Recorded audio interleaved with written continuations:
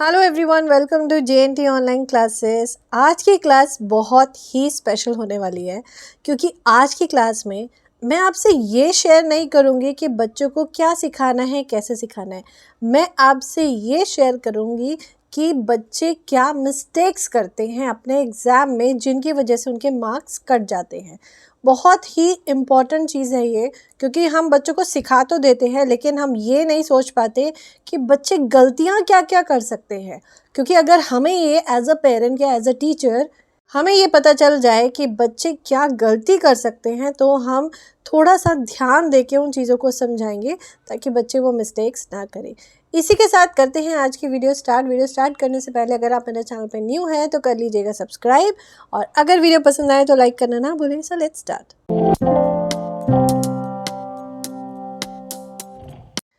तो शुरू करते हैं fill in the blanks. Mathematics में मैं आज मैथ्स की बात कर रही हूँ। आज अभी हम मैथ्स की बात करेंगे, हिंदी इंग्लिश EVS की हम बाद में बात करेंगे किसी अदर वीडियोस में। आज हम करते हैं मैथ्स की बात। मैथ्स की बात इसीलिए क्योंकि मेरे बेटे का है मैथ्स का एग्ज़ाम। उसका मैंने लिया था टेस्ट जिसमें उसने ये मार्क्स स्कोर करे हैं। कोई बात नहीं, मैं मार्क्स पे ज़्यादा ध्यान नहीं देती हूँ। अगर जिन्होंने भी मेरी फर्दर वीडियोस पहले की देखी होंगी तो उनको पता होगा कि मैं कभी भी मार्क्स पे जोर नहीं देती हूँ। मैं ये देखती हूँ कि बच्चे ने जो गलती करी है वो करी क्यों है। क्या उसको समझ नहीं आया या वो क्वेश्चन ढंग से नहीं पढ़ पाया, ऐसी क्या गलती हुई। हम चीज़ें तो सिखा देते हैं लेकिन सबसे बड़ी गलती जो सबसे पहली चीज़ है वो क्या करते हैं, हम बच्चों को क्वेश्चन रीड करना ही नहीं सिखाते। क्वेश्चन रीड करने की इम्पोर्टेंस सबसे ज़्यादा होती है। सबसे मेन चीज़ होती है बच्चा क्वेश्चन को ध्यान से रीड करे। बच्चे आंसर अटेम्प्ट करने लग जाते हैं लेकिन क्वेश्चन रीड ही नहीं करते और इस वजह से वो किसी क्वेश्चन का आंसर किसी में लिख देते हैं। तो इसलिए क्वेश्चन रीड सबसे पहले ज़रूरी है। उसको सिखाएं कि क्वेश्चन आपको सबसे पहले रीड करना है और एक नहीं, कम से कम उसको 2 से 3 बार रीड करें। उसके बाद आ गए फिल इन द ब्लैंक्स।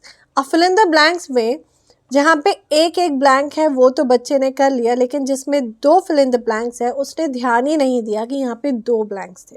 तो इस चीज़ का हमें बच्चों को सिखाना है कि किसी किसी में 2 ब्लैंक्स भी हो सकते हैं, उसको ध्यान में रख के चलना है। उसके बाद बात करते हैं ये जो ग्रेटर और स्मॉलर के साइंस होते हैं ना, सबसे पहले तो हमें इन साइन की ही प्रैक्टिस करानी चाहिए क्वेश्चन देने से पहले, क्योंकि बच्चे ये साइन में बहुत कंफ्यूज होते हैं। मैं आपको ये भी बता रही हूँ साथ साथ कि बच्चों को मेन फोकस जब मैथ्स करा रहे हैं तो मेन फोकस कहाँ पे रखना है आपको।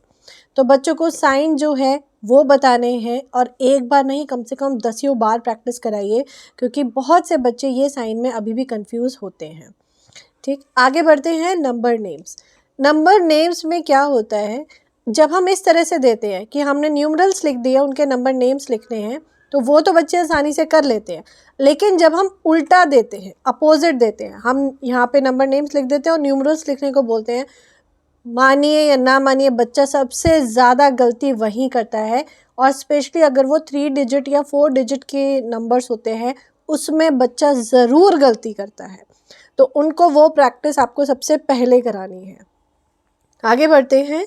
अब जैसे ये न्यूमरल्स है, ये तो मेरे बेटे ने अटेम्प्ट कर लिया, लेकिन बहुत से बच्चे इस चीज़ में गलती करते हैं। नंबर नेम्स वो ऐसे सही कर लेंगे लेकिन अपोजिट देंगे तो वो बहुत बहुत गलतियाँ करते हैं। आगे बढ़ते हैं। Ordinal number. ऑर्डिनल नंबर में बच्चे क्या गलती करते हैं, first, second, third, fourth, fifth ये नहीं लिखते, वो ONE1 TWO2 THRE3 वो नंबर नेम्स लिख देते हैं। तो ऑर्डिनल नंबर्स जब भी आप बच्चों को कराएं तो इस चीज़ का ज़रूर ध्यान रखिए कि ऑर्डिनल नंबर्स में किस तरह से ऑर्डिनल लिखने हैं। फर्स्ट FIRST, सेकंड, थर्ड, इनकी स्पेलिंग बिल्कुल अलग है। बच्चे ONE1 वाली डिजिट सारी लिख देते हैं, मतलब जितने भी वो नंबर नेम्स हैं ना 1 से लेकर 10 तक वो लिख देते हैं। तो ये बच्चों को हमें प्रैक्टिस करानी होती है। उसके बाद आते हैं सब्ट्रैक्शन पे। यहाँ बच्चे क्या करते हैं, गलती करते हैं। अगर सपोज मैम ने बोला है सॉल्व और प्लस और माइनस एक साथ दे दिए तो वो ध्यान ही नहीं देंगे कि कौन सा प्लस का है कौन सा माइनस का है। वो सारा या तो प्लस कर देंगे या फिर सारा माइनस कर देंगे।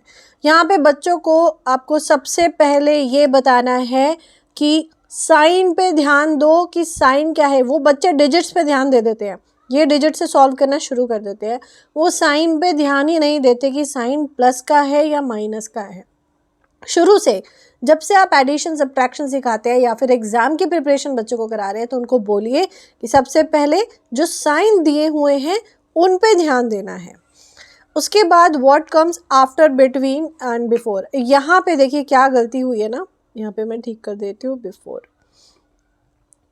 यहाँ पे बेटे ने तो सही करा, लेकिन मैंने जब इसकी रिविजन्स देखी थी तो उसने क्या गलती करी थी, ये ठीक कर दिया, आफ्टर बिफोर भी ठीक कर दिया, लेकिन यहाँ क्या गलती करी थी, उसने ग्रेटर और स्मॉलर का साइन डाल रखा था। यानी कि उसको ये लगा कि ये ग्रेटर और स्मॉलर वाले क्वेश्चन है कि कौन सा बड़ा है कौन सा छोटा है।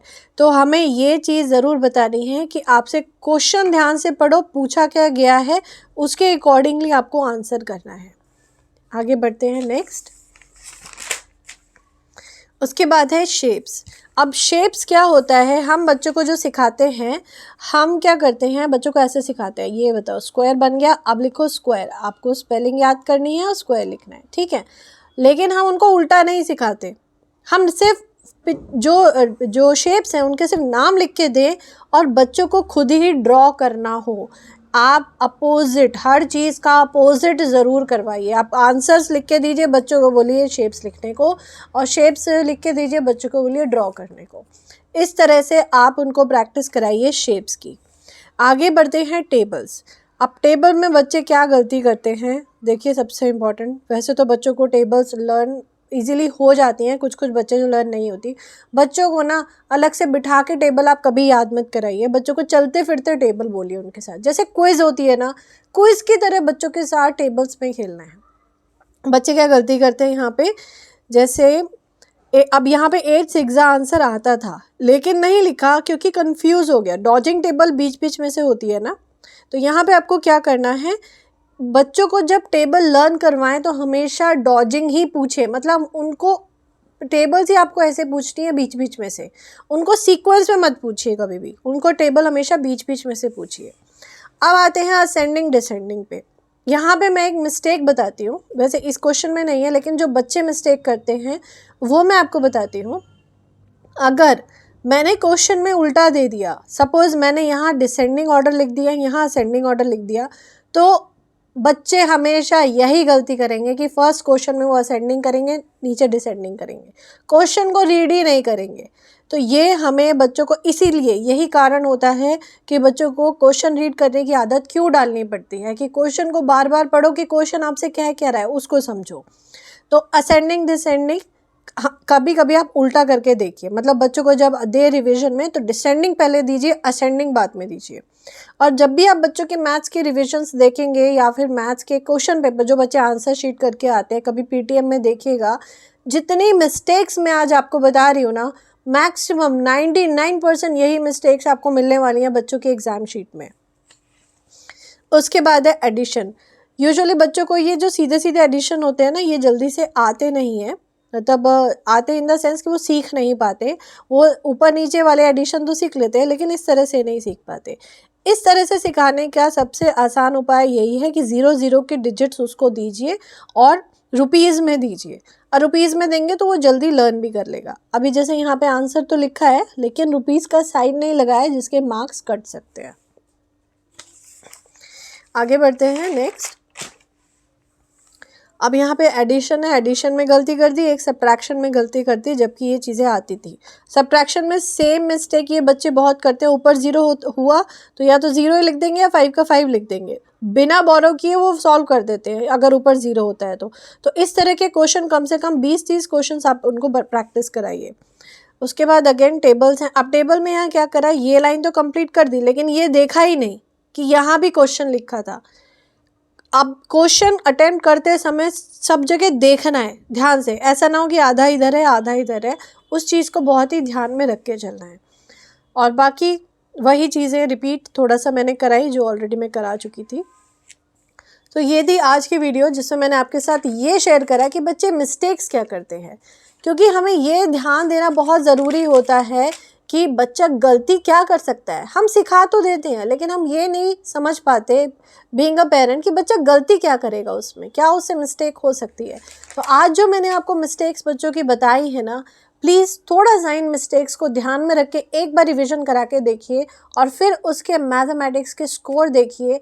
101% ज़रूर एक बहुत अच्छा इम्प्रूवमेंट दिखेगा। So hope you like this video. इस वीडियो से रिलेटेड कोई भी क्वेश्चन आपको हो तो ज़रूर बताइएगा। मैं पूरी कोशिश करूँगी आपके साथ उस आंसर को शेयर करने की, आपकी प्रॉब्लम को सॉल्व करने की। इसी के साथ करती हूँ, वीडियो का एंड पसंद आई हो तो लाइक ज़रूर करना, चैनल को सब्सक्राइब ज़रूर करिएगा। मिलूंगी नेक्स्ट वीडियो में, तब तक के लिए गुड बाय।